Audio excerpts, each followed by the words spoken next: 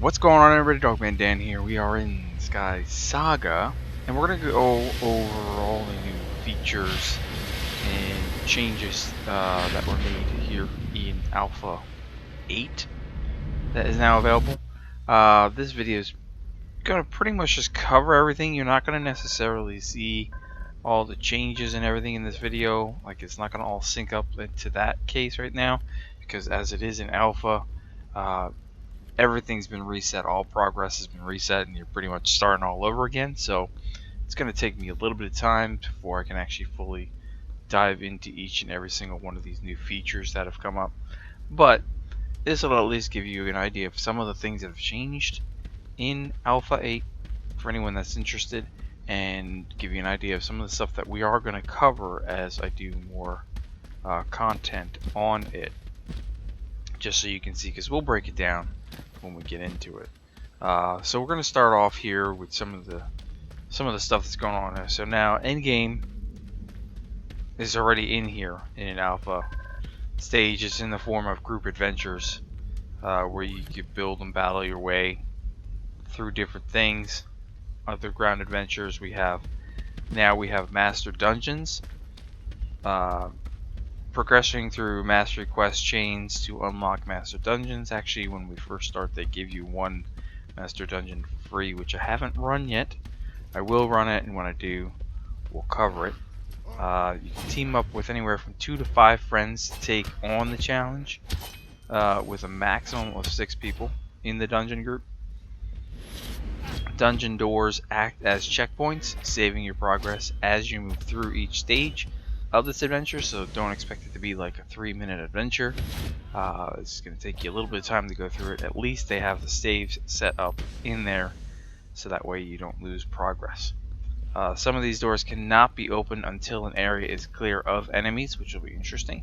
And if you manage to fight your way to the end, you'll find a locked chest containing a recipe for a whole new tier of weapons and armor. We've got master gear, basically. To unlock this chest, you will need 3 keys, which can be earned through the Kentagin's Mastery Quest, or Master Quests. A new creature stalks this adventure, trapping players from range. That should be interesting. So if you're in this unfortunate enough to get trapped, you will need your friends to break free.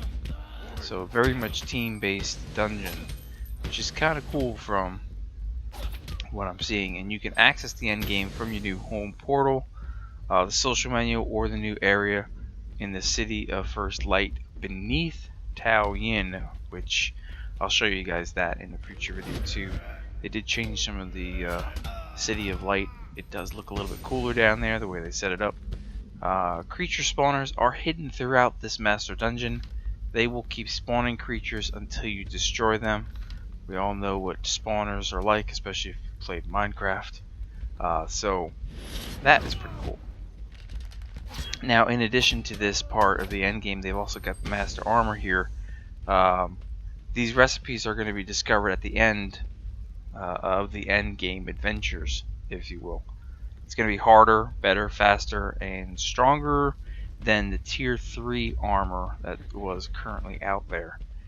When crafted, master gear will receive random perks.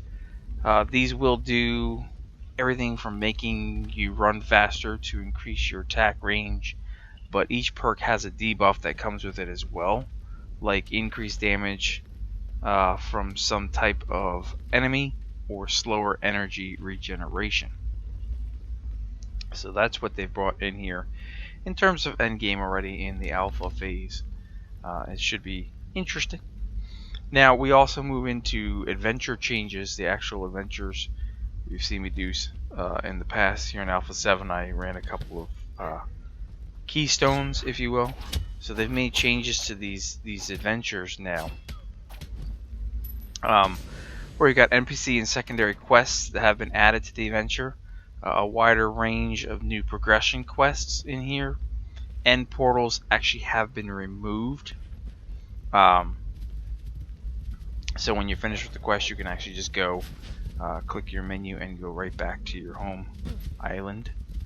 the way they finish the quest off when you finish your adventure, if you will, or you finish the stuff that's involved in there, the quests that have to be done. Day and night will now be specific to an adventure, so there will no longer change between the day and night cycle. Currently only the Forest Mastery is available. The other Mastery chains will be introduced in stages. New creatures have been discovered. We're going to definitely go through that. You can use the Farhaler to communicate with quest NPCs now. Excuse me. Again, we'll talk a little bit more about that, but I have done a couple of the forest adventures already. It's different. It's fun. It does give you some kind of a feeling like it's keeps you going through the quest or the adventure because you actually have a goal of something to achieve when you're in it, instead of just randomly walking around and just grabbing everything you possibly can before you go and kill the one boss at the end. So progression in there does feel a little bit better already. Now we have nighttime and creature changes, which are pretty interesting. So in the adventures, they've designed things to bring a different gameplay experience from daytime versus nighttime. And a bunch of features have been added to create the atmosphere and a unique experience. So they've got new music and sound effects for night adventures. Now I have that turned off, so I really can't hear that. New creatures for night adventures, and enemies will actually react differently on nighttime adventures than they do on the daytime adventures. So we'll see about these new creatures and how they react in nighttime in another video. In terms of groups, you can group up with your friends a little bit easier than before. Groups can be up to a size of 6 players. When a group leader travels to a new location, all group members will follow shortly after. The new group UI in the social menu will let you kick group members, accept group invites, leave a group, and see a list of people in your party. Players can only be in one group at a time, and if the group leader leaves the group, the leadership automatically passes to another group member. And while in a group, you can join PvP, you can go into the build offs, you can explore your endgame, anything pretty much you want to do.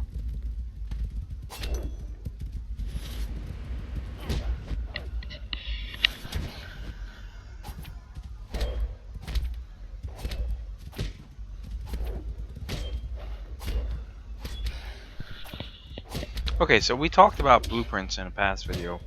Blueprints are now in game, and I haven't showcased that yet. Obviously, I haven't gotten to actually go over there and do my own builds and go through the whole process. But you can be able to share your blueprints now, or you can save them and create them and sell them to the community. Blueprints unlock at settler rank number 2 now. So you do have to progress up to settler rank 2 before you can unlock these blueprints. Purchase a blueprint studio and get building. These can be purchased from the new vendor in the City of Light, Haru Kenchiki. The blueprint studio is an open build space in which players can build using the materials provided, similar to a build off, before naming and tagging the blueprint and submitting it to the shop. You can buy other players' blueprints from the shop, place the blueprint creator on your island, and feed materials into it until the blueprint is ready to build. Each time a player buys your blueprint, you will earn a slice of the profit, which can collect from which you can collect from the blueprint vendor themselves. So you can make some money in game to help you progress farther and buy different things and such with it. So if you're pretty good at building, this may be something that will be very valuable to you as you play. They got a new portal UI and animation, which is quite cool. You probably have seen it in this video at some point. And they changed how you travel to your adventures in a pretty big way. You will no longer need to craft keystones. The keystone skill has actually been removed. To use the portal now, you're going to just press the E button while looking at the portal select the type of realm that you want to visit, and choose your adventure. New item, fairy hearts or fiery hearts are needed to travel to mastery quest adventures along with keystone fragments.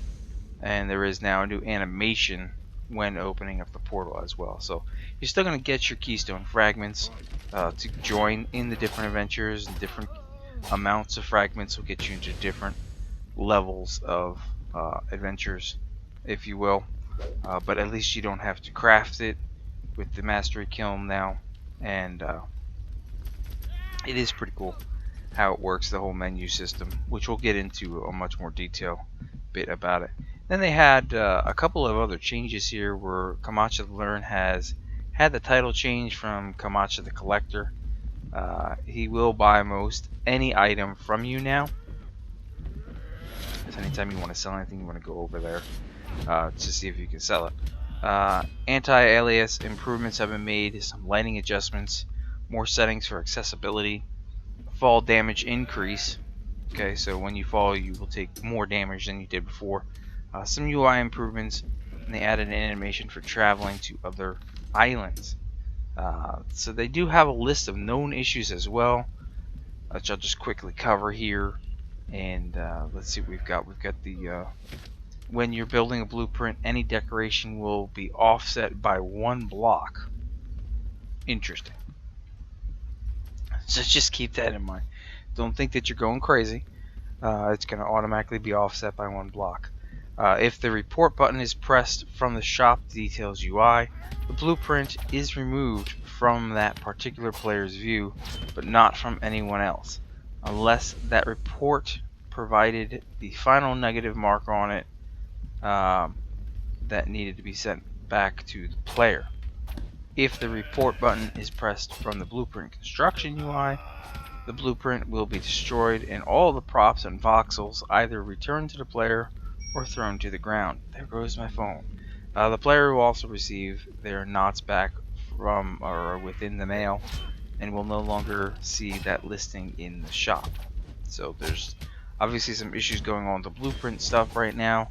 Of course, it's alpha. It's the first time they're introducing it, so it's kind of to be expected. If you have 2 blueprint constructors and place them close to each other so the blueprints overlap, you can complete both construction and have them overlap. That will look kind of odd, but that's just something to keep in mind until they get that fixed. Obviously, forest emblems are currently not dropping correctly. Creatures occasionally respawn too quickly. This can cause some issues with bosses spawning soon after they're defeated. Oh man, I haven't run into that in my adventures yet, but I mean that could be interesting depending upon what level you're at and what type of boss it is. In the master dungeon, sometimes the 3 end bosses will not spawn, making the dungeon impossible to complete. And in Fabled Adventures, spitting plants sometimes spawn in the air, which is both terrifying and awesome. Sorry. So these are some of the things that have happened in Alpha 8. So there's a lot to go through. Like I said, it's Alpha. I have to rebuild my levels up, and we will cover it all. We'll cover Endgame. We'll cover Adventures separately. We'll talk about the nighttime stuff again. We'll get into blueprints pretty heavily here, so that way you can understand how that all works. And we'll do some other stuff too. If you have any comments or questions about the game, if you want to know anything in particular, just leave a comment and try to answer it for you. It is a free-to-play game. I know I've mentioned that before. It does have it's an RPG, MMO. You know, obviously it's a building. You can do a few different things with it. It's something that has captured my attention, which is rare for me in terms of things, so we will definitely keep having more content coming out for it. Till the next episode, thanks for tuning in and checking it out. I'll catch you guys soon.